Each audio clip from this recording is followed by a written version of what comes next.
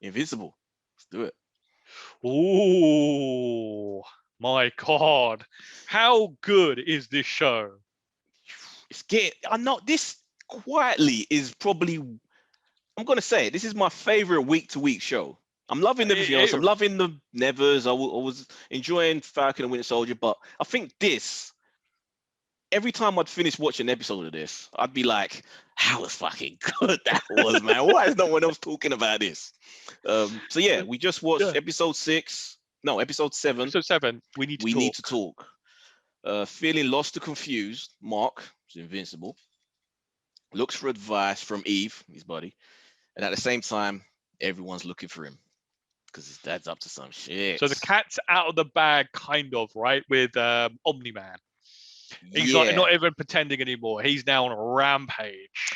You know what? I'm starting to think, because when I was telling you last time about how he's definitely bad, I've seen covers where he's definitely bad, and I think one of the covers I remember seeing was what happens in this episode, right? Where he, I forget the name of the other character who gets brought back. It's the Immortal, whatever. Oh yeah, I can't remember his name. Yeah, and I think that fight between them two was what I remember seeing.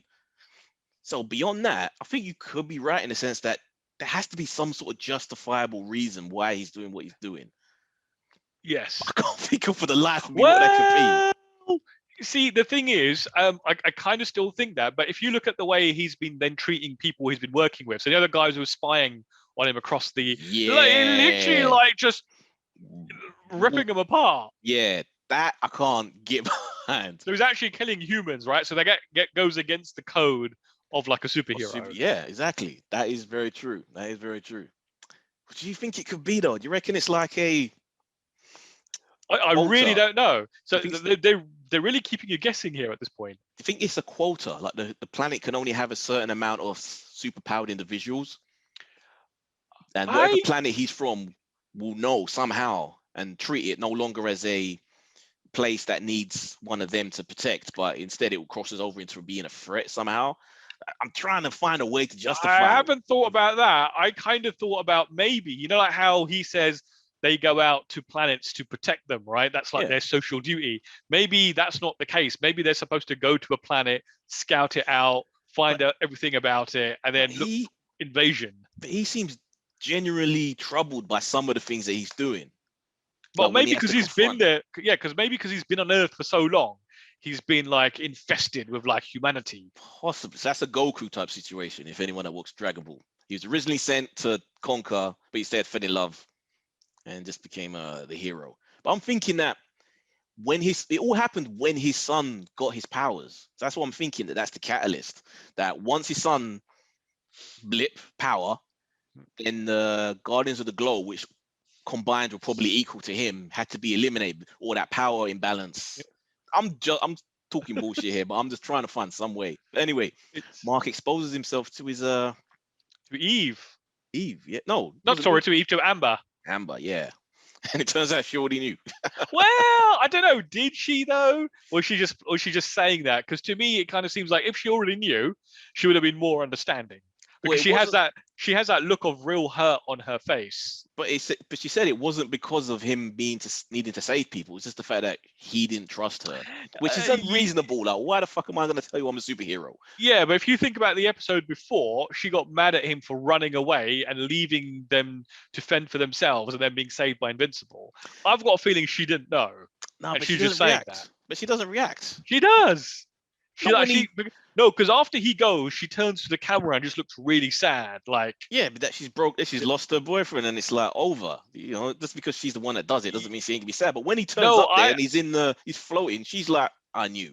She doesn't like, oh my god, you're invincible. She's like, yeah, I don't think that's right at all. I feel like she played it cool. She played it cool, but as soon as he goes, like you could see she's had to make a choice. That she knows that if she was to stay with Mark, like she would always come second. So that's why she's kind of like made him go away. And she doesn't want to be second. Yeah. No, it's not that she doesn't like the liars. She's basically made the choice for both of them that it could never work. I don't know that. Oh, and we got layers upon layers here, man. I don't know about that, but we finally got the unveil, which we're guessed it, wasn't building a body, the robot. Wasn't building a body for the girl. He's building a body for himself. So he could become a child. Yes. And have his love, which is just so weird. Oh, but I did love what's his what's his was it Rex? Yeah, his reaction, man, because it's a clone of him. He uses DNA. So he's why like, you look what like me? That's just dick. And then when he explains it, he goes, "That sounds even worse." But yeah, it has to be pointed out, if you haven't been watching this show, none of them are actual kids. He's like whatever age, and she's like in her 20s. But still, image is everything. But it's the fact that he lied and he kept everything secret, and the fact that he was never a robot. He was always this remote. He was this thing in a test tube. Yeah, controlling the robot remotely. Yeah, it reminded me of Quato from Total Recall. I think it's Quato. Remember the guy? Oh, was he the one inside? Chest? Yeah, looked a bit like him, but without the human guy attached to him. This I've just had a look, right? This particular episode has a 9.7 rating on IMDb. It's fucking cool. Everything about cool. And the show itself is an 8.8. But it's only got 16,000 votes. So it just goes to show you how few people are watching this. What's the average though for? Oh, you can get shows that have like hundreds of thousands. Yeah, some people just get put off because they see it's animation. They think it's a kid show, and because it's Amazon Prime, they don't always do a good job of promoting their shows. I don't think I've heard anything about it outside of Amazon. Maybe one or two YouTube things, but see, look at The Witcher. It's got like 312,000 votes. That's water. I also like those two, the blue guys, whatever they're called. The two brothers. Yeah. Oh, the clone. The guy who's a clone. Yeah, I really like those two, man. I was really hoping they didn't get arrested because they're just too cool. It's yeah, he did turn out to be a bit of a fucker. Like, got what he wanted, and then not even let them go away and say the next time our paths cross. Yeah, just like you're under arrest. Yeah. But then they brought back whatever that dude, the Invincible, and we saw a little glimpse of his past. That this guy was, I don't know, when he was a caveman.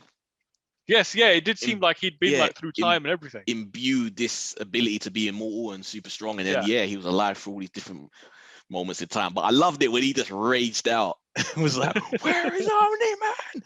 Just and the fact that he just broke that. Yeah, and he actually fucked him up for a while, and even almost poked his eyes out, which was would have been a good Hail Mary. But guys, Omni Man's too strong, man.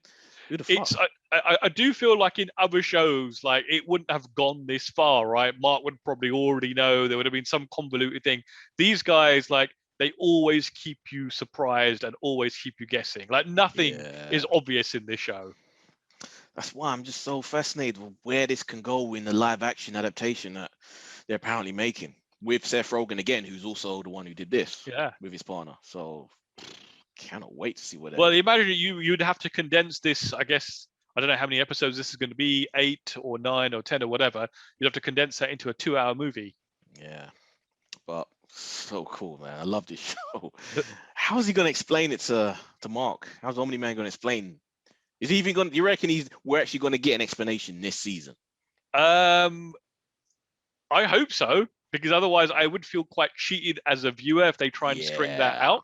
I mean, it's not like it's they don't know what the reason is, right? Because they've already got like a roadmap from the comic book. So they don't need to string that kind of thing out. Been out for years.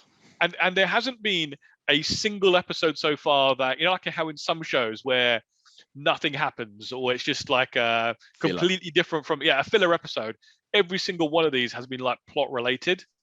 Yeah, consistent all the way. It hasn't just been a bottleneck adventure of the week. It's actually been consistently feeding into the story. Oh, you know what? I just realized we haven't even seen any repercussions yet from like the Mars episode. Yeah, the friggin' parasite. That's what I'm about to say. There's all these other little threads that they've kind of put in there that are probably going to pop up at some point in the future. Yeah, I bet that will be like the season cliffhanger. Ooh. Unless